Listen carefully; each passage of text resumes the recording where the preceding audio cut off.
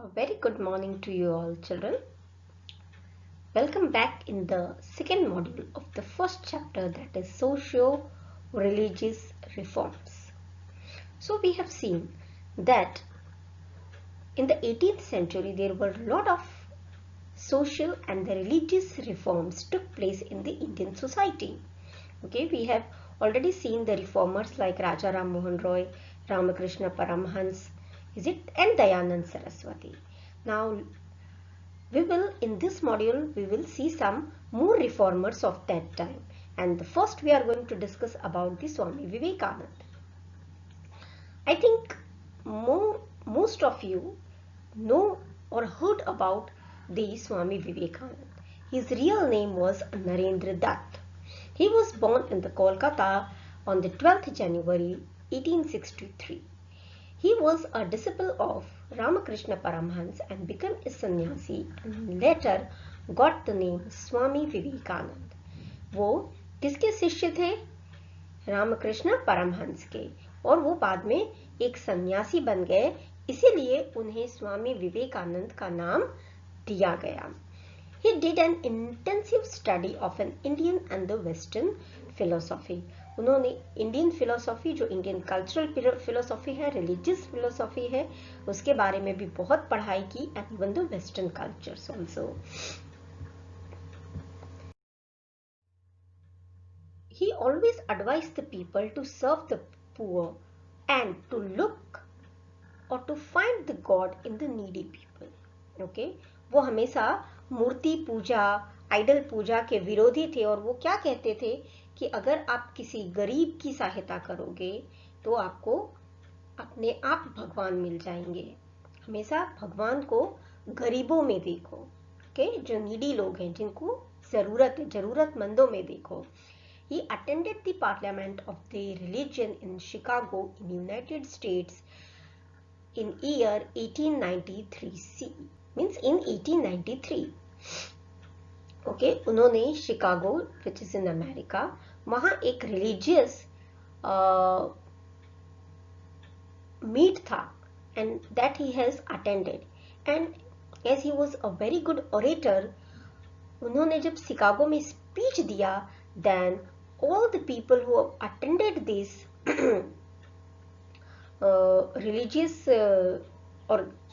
this religious meeting, they all were astonished by his speech. वो सबके सब उनके स्पीच से बहुत ही amazed थे, surprised थे. Okay, he has given such a fantastic speech over there, and in that he propagated the Indian culture, and after that he also propagated the Indian culture by visiting the different countries like US, Europe, Egypt, China, Japan, etc.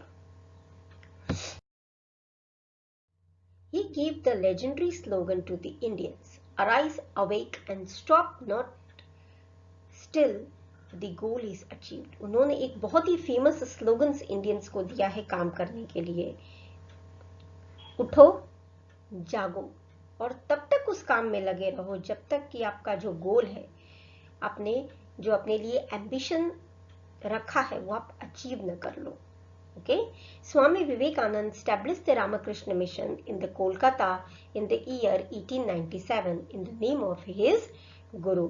उन्होंने अपने गुरु को tribute देने के लिए Ramakrishna mission Kolkata में establish किया. It has its headquarter at the Belur, और उसका हेडक्वार्टर कहाँ था? That is in the Belur. This mission adopted the ideals of the service to mankind through various work. और ये मिशन का मेन मोटो क्या था?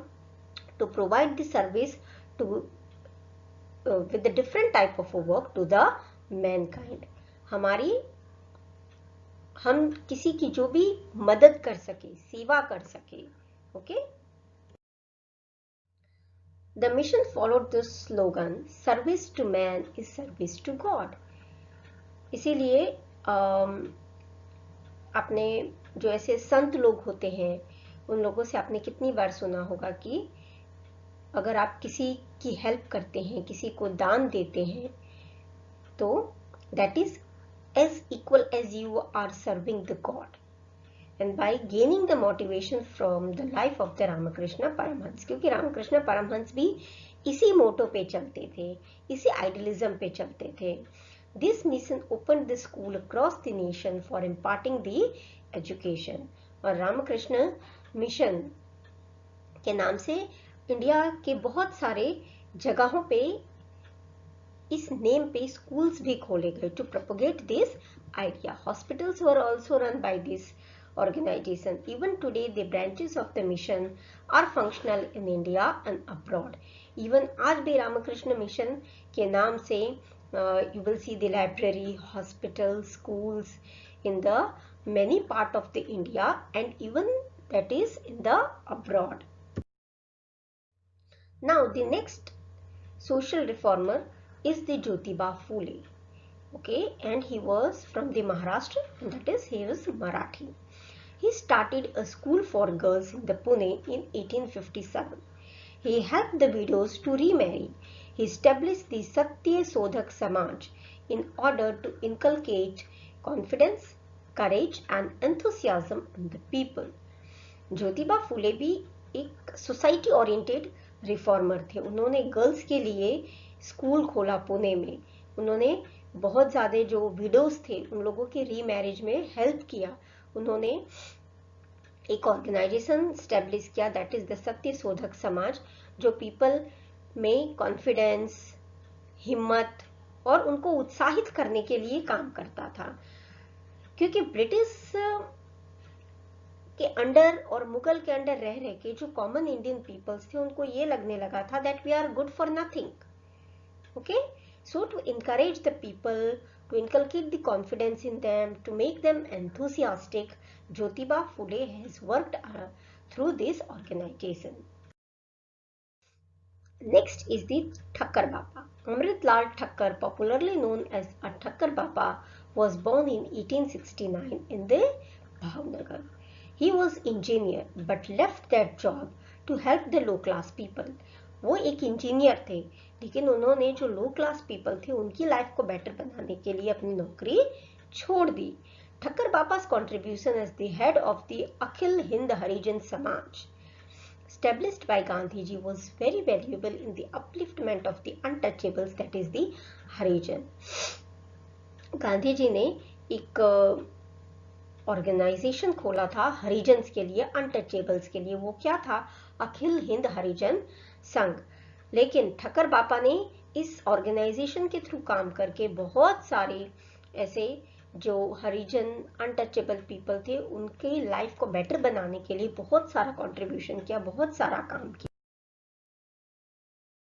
ओवर दिस ठक्कर बापा established the Panchmahal Bhil Seva Mandal and tried to reform the lives of the Bhils who inhabited in the deep forest and the hilly areas of the Panchmahal region. ये जो untouchables people थे, जो tribes थे, ये mostly कहाँ रहते थे? पंचमहल के फॉरेस्ट एरिया में रहते थे. तो इन लोगों के लाइफ को ज़्यादा बेटर बनाने के लिए, ज़्यादा अच्छा बनाने के लिए भील सेवा मंडल को स्टेब्लिश किया ठक्कर बापा ने. Thakkar Bapa and his followers freed the Bhils. जो भील के मैन थे उनको अल्कोहल के एडिक्शन में से, वो बुरी लत में से उनको बाहर निकाला. And even the other evil customs and the superstitious. Okay, they took out the bhils from the help them to move out of the evil customs and the superstition and also from the addiction of the alcohol. He opened the school for the bhil children. उन्होंने ये जो tribals थे भील, उनके बच्चों को पढ़ाने के लिए स्कूल्स भी खोले. He taught them how to operate a spinning wheel to produce the khadi. आपने देखा होगा ना गांधी जी के स्टेच्यू में एक चरखा रहता है. तो जो ठक्कर बापा थे उन्होंने स्पिनिंग व्हील, वो चरखा भी चलाना सिखाया इन भील पीपल को ताकि वो खादी प्रोड्यूस कर सके, कपड़ा प्रोड्यूस कर सके for their better life and involve them in the small cottage industries. Okay, this is how his contribution towards the tribe and the untouchable is very much remarkable. Is it? So here, up to this part of the session, we have completed the reforms in the Hindu society, basically in the Hindu society. Now in the next module we will see how the reforms at that time took place even in the Muslims, Sikhs and the other religion in India. Okay, children, do like, share and subscribe my channel if you think it's worthy. That's for all. Goodbye all of you.